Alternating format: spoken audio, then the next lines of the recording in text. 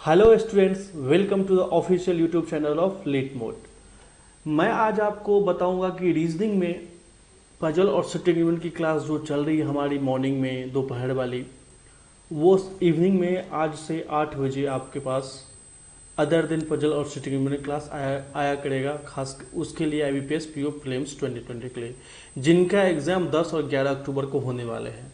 आपको मैं यही बोलूँगा कि हमारा चैनल फॉलो कीजिए। जो अभी आप अगर आपने सब्सक्राइब नहीं किया है तो बेल आइकन को दबाइए, चैनल को सब्सक्राइब कीजिए। जो भी वीडियो हम अपलोड करेंगे आपके पास तुरंत नोटिफिकेशन जाएगा।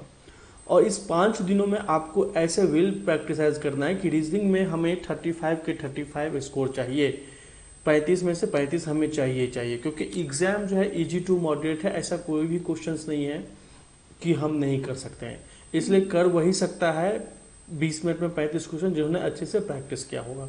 और मैं क्वेश्चन वही लेकर रहा हूँ एग्जाम पैटर्न के, जिस तरह से 3 अक्टूबर को पेपर हुए थे उसी के एनालिसिस के बेस्ड पे मैं वो क्वेश्चंस लेकर के आ रहा हूँ। तो इस क्लास में हमारे साथ बने रहिए। मैं आपको अभी इस क्लास में डायरेक्शन सेंस बताऊंगा, ब्लड रिलेशन बताऊंगा और इनइक्वालिटी, 3 टॉपिक को कवर करूंगा। तो हमारे साथ इस सेशन में बने रहिए।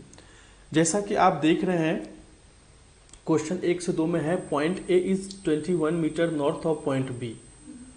डायरेक्शन सेंस का क्वेश्चन है। डायरेक्शन सेंस के क्वेश्चन में एक बात ध्यान रखिए हमेशा कि जब भी हम एरो का यूज, जब भी हम लाइन का यूज करेंगे तो, और या फिर डिस्टेंस का यूज करेंगे तो एग्जैक्ट होना चाहिए, क्योंकि क्वेश्चन में वही आता है कि कितना डिफरेंस है, कितना डिस्टेंस है, या फिर किस डायरेक्शन में है, डैश डैश करके। जैसे हम इस क्वेश्चन को देख रहे हैं कि point A is 21 metre north of point B. अगर हम बी को मान के चले यहाँ पे ले रहे हैं तो बी के नॉर्थ में 21 मीटर है ए, यहाँ पे हमने 21 कर दिया। Point F is 10 metre south of point G. A और बी में ढूंढिए कि कहाँ पे रिलेशन कह रहा है। Point B is 5 metre east of point C. जी हाँ, सी के ईस्ट में।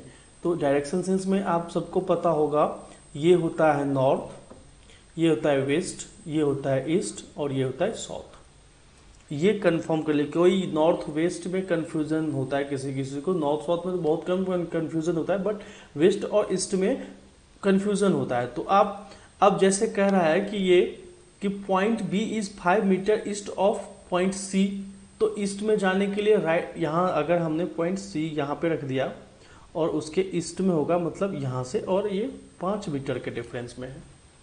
Point D is 10 metre west of point E. Point E is 18 metre east of point F. Point C is 15 metre south of point D. D के south में है तो D ऊपर होगा, डी ऊपर होगा और कितने हैं 15 मीटर।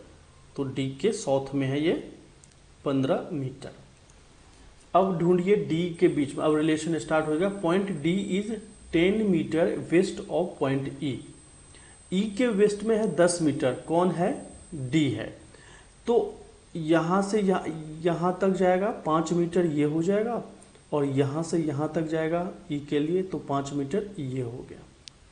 अब ध्यान दीजिए, point D is 10 metre west of point E. तो ई से यहां गिनती करें 5 मीटर ये और 5 मीटर ये, तो डी आ गया। पॉइंट ई जो है वह डी के ईस्ट में है और पॉइंट डी जो है वह ई के वेस्ट में है। अब point E is 18 metre east of F. East मतलब यहां से ई यहां पे है तो यहां पे एफ होना चाहिए। अब यहां से यहां तक इसको लाइन कर दीजिए। 18 मीटर बोल रहा है तो 5 और 5 10 मीटर हो गए, तो ये 8 मीटर और ले लीजिए, 8 मीटर हो गया। तो पॉइंट एफ के 18 मीटर में ई है। इस बात को समझिए, एग्जाम में भी ठीक ऐसे ही आप बनाएंगे अपने कॉपी में कि स्पष्ट पूरा रहे। अब यहाँ से यहाँ तक 18 मीटर लिखने के लिए मत चले जाना, तो वो किचमिच हो जाएगा। यहाँ आपको लग रहा है ना 8 5 13 और 5 18, बस प्रॉब्लम सॉल्व। कहता है point E is 18 metre east of F, ये हो गया है। अब एक बचा है, point F is 10 metre south of ji.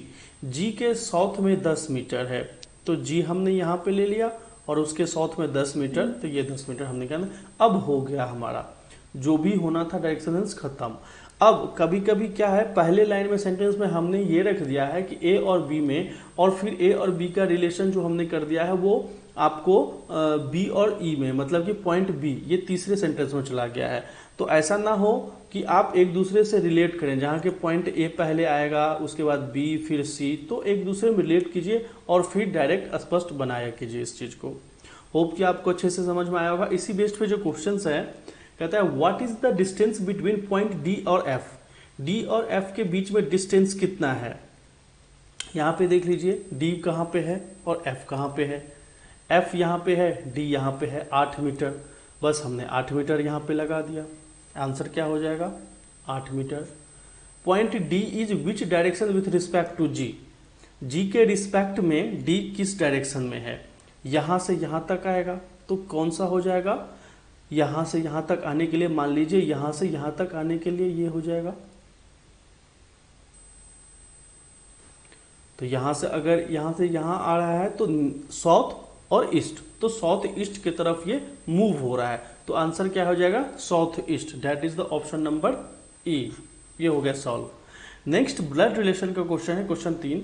A family consist of 8 members P Q R S T U V and W. Q is the parent of T, who is the only sister of P. अब इस बात को देखिए, Q जो है वो parent है, किसका पेरेंट है, पी का। अब पेरेंट मतलब होता है माता या पिता में से कोई एक है।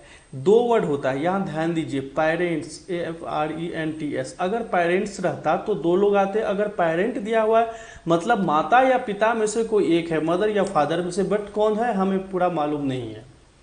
Who is the only sister of P, T, यहां पे टी होगा, Q is the parent of T. Who is the only sister of P, P का जो ओनली सिस्टर मतलब एक बहन है। देखिए इस सेंटेंस से आप पता लगाइए कि इस सेंटेंस से हम पी का जेंडर डिफाइन नहीं कर सकते, बस टी का जेंडर डिफाइन कर सकते। अगर क्वेश्चन में ये दिया रहता कि who is the only daughter of P, तो इसका मतलब होता है कि एक ही बेटी है, बाकी जो भी होगा उसका सिबलिंग वो मतलब उसका बेटा ही होगा, जो भी होगा। बट अगर दिया है who is the only sister of P, यहाँ पे बच्चे बहुत कंफ्यूज होते हैं। तो इसका मतलब टी का जेंडर डिफाइन है, बट पी लड़का है या लड़की है हमें डिफाइन नहीं है, ये मालूम नहीं है। नेक्स्ट में कहता है W is father in law of Q S is the only daughter of W. W जो है वह फादर इन लॉ है क्यू का। S is the only daughter of W.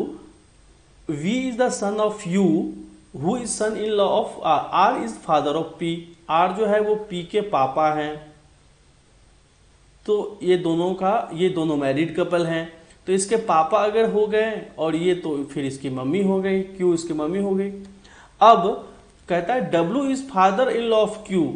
Q के फादर ससुर जी हैं अगर, तो इनके मतलब जरूरी है कि आर के है पिताश्री होंगे, कौन, डब्ल्यू। तो डब्ल्यू हमने यहां पे कर लिया। अब W is father Q. S is the only daughter of W, तो S is the only daughter मतलब एक ही बेटी है, तो एस यहां पे लग गया कि एस आर की बहन हो गई।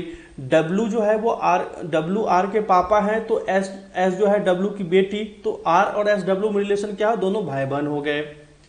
इसको रिलेट कीजिए एक दूसरे के। अब ऐसा नहीं कि पहला सेंटेंस पढ़ने के बाद W is the father in law of Q तो आप कंफ्यूज हो जाएंगे। आप रिलेशन ढूंढिए। हमने पी के बाद पी टी क्यू हमारे पास 3 इंफॉर्मेशन था, चौथा हमारे पास आर आया कि R is the father of P, हमने यहां से रिलेट कर दिया, आर से डब्ल्यू निकल गया, डब्ल्यू से एस हमें निकल गया। तो ढूंढिए, ऐसे होता है कि हम कितने अच्छे से और पूरे एक्यूरेसी के साथ प्रैक्टिस कर सकें।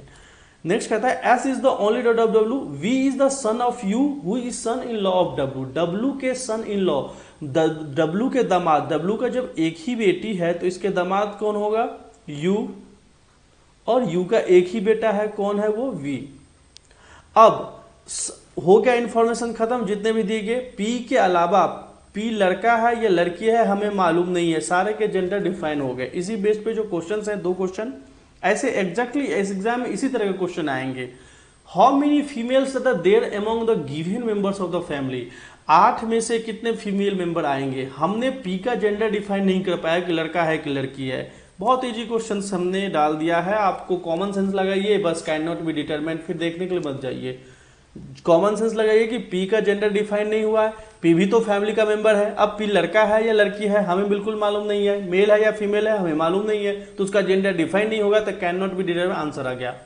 How is P related to Q, दूसरा क्वेश्चन भी पी से ही रिलेटेड है। हमें पी पता चल रहा है कि पी का जेंडर डिफाइन नहीं है, ये तो पता है कि क्यू का बेटा है या बेटी है, एक ही चीज हो, दो ही चीज हो सकता है, बेटा या बेटी। बट जब ऑप्शन में आइदर सन और डॉटर नहीं दिया हुआ है तो कैन नॉट बी डिटरमाइंड नहीं होगा। अब कोई बच्चे ज्यादा चालाकी ऐसा ना करे कि सन दिखा उसने टिक लगा दिया, डॉटर दिखा टिक लगा दिया, तो यहां क्या हो जाएगा answer E, can not be determined. अगर सन और डॉटर, मान लीजिए यहां पे डॉटर दिया रहता, फादर इन लॉ की जगह डॉटर दिया रहता और ऑप्शन ई में हो जाता, ऑप्शन ई में यहां पे मान के चलिए कि आइदर बी और सी, बी और सी, तो फिर ये आंसर सही हो जाता। बट जब ऐसा नहीं है ऑप्शन में, तो ऑप्शन के साथ भी हमें कभी कभी जाना पड़ता है, तो यहाँ क्या होगा, can not B determinant. Next question 5 से 6 नंबर में इनइक्वलिटी के क्वेश्चन आए हैं, एग्जैक्ट ऐसे ही क्वेश्चन आया था 3 अक्टूबर को, इसलिए मैं ऐसे ही क्वेश्चन आपसे प्रैक्टिस करवाऊंगा। कहता है m और n में रिलेशन करना है, m कहाँ पे है, यहाँ पे है, n यहाँ पे है। अब हम जेंडर, ये रिलेशन क्या होगा, m is less then n, जब दो वैल्यू आती है लेस देन इक्वल टू की और लेस देन की, तो लेस देन की वैल्यू को कैलकुलेट हम करते हैं, तो इसमें क्या होगा, m is less then n और n is greater then m, दो रिलेशन हो सकता है इन दोनों के बीच में। बट यहाँ पे क्या है, m is less than equal to n, तो ये कंक्लूजन गलत हो जाएगा। नेक्स्ट कहता है एल बी, एल यहाँ पे है, बी यहाँ पे है, और sign greater than greater than greater than equal to और ग्रेटर देन, तो जब ग्रेटर देन इक्वल टू और ग्रेटर देन साइन आ जाए, या तीनों आ रहा है, मतलब यहाँ पे आ रहा है greater than equal to, greater than और इक्वल टू, ये तीनों जब साइन आएगा तो ग्रेटर देन की वैल्यू होगी, और यहाँ पे ग्रेटर देन की वैल्यू क्या होगा, B is greater than L अथवा L is less than B, तो यहाँ दिया हुआ है, ये दिया हुआ है L is less than B, तो यहाँ पहला कंक्लूजन, दूसरा कंक्लूजन सही हो जाएगा, तो आंसर क्या हो जाएगा, if only conclusion two follow, option number D. Next question number 6, k और x में रिलेशन करना है, k यहाँ पे है, x यहाँ पे है, k is greater than equal to v, v is equal to e, e is greater than equal to m, m equal to x। इसको हम ऐसे भी रिलेशन कर सकते हैं, k is greater than equal to v, v is greater than equal to m, m equal to x, तो इसको x हटा दीजिए, x यहां भी डाल सकते हैं हम, तो k is greater than equal to x, ये आंसर पहला कंक्लूजन सही हो जाएगा। दूसरा w और v में, w यहां पे है, v यहां पे है, यहां देख रहे हैं जब क्रॉस मार्क इस तरह से साइन आ जाता है तो रिलेशन नहीं होगा, इसलिए ये गलत हो जाएगा, तो ओनली कंक्लूजन 1 फॉलो, क्या हो जाएगा answer, option number C. Hope कि ये क्लास बहुत अच्छा लगा होगा आपको, और आपको जो भी क्वेश्चन हम बताएंगे एग्जाम के रिलेटेड ही बताएंगे, तो हमारे क्लास को आप फॉलो कीजिए और कोशिश कीजिए कि सबसे पहले जब वीडियो स्टार्ट हो तो क्वेश्चन पे पॉज करके खुद बनाने की चेष्टा कीजिए कि हम खुद बनाएं और शॉर्टकट तरीके से बनाएं, जैसा मैं बताता हूं आपको। एग्जाम में 20 मिनट में इतना लॉन्ग कट आपको नहीं मिलेगा कि सारा इन्फॉर्मेशन को डिटेल में लिखोगे और फिर पुट करने के लिए बैठोगे। अरे भाई साहब, बहुत 20 मिनट बहुत कम समय होता है, और आपको पजल और सिटी 12 से 13 मिनट में करना है, रेस्ट का पार्ट 7 से 8 मिनट में करना है। जिनका भी एग्जाम है उनको ऑल द बेस्ट 10 और 11 अक्टूबर वाले को, और हमारे टेलीग्राम चैनल पे जुड़ जाइए आप, ठाकुर कमल सर प्रोटोटाइप में। सारे आपको अगर पीडीएफ इस क्वेश्चंस का चाहिए तो हम पीडीएफ प्रोवाइड कराएंगे, आप चैनल पे जुड़िए और हमें मैसेज कीजिए, वहाँ पे हम आपको पीडीएफ जरूर प्रोवाइड करेंगे। कोई फीडबैक है तो कॉन्टैक्ट हमें कीजिए hi@lightmode.in पे। होप कि ये क्लास अच्छा लगा, नेक्स्ट क्लास बहुत जल्द लेकर आएंगे, तब तक के लिए बाय बाय, टेक केयर।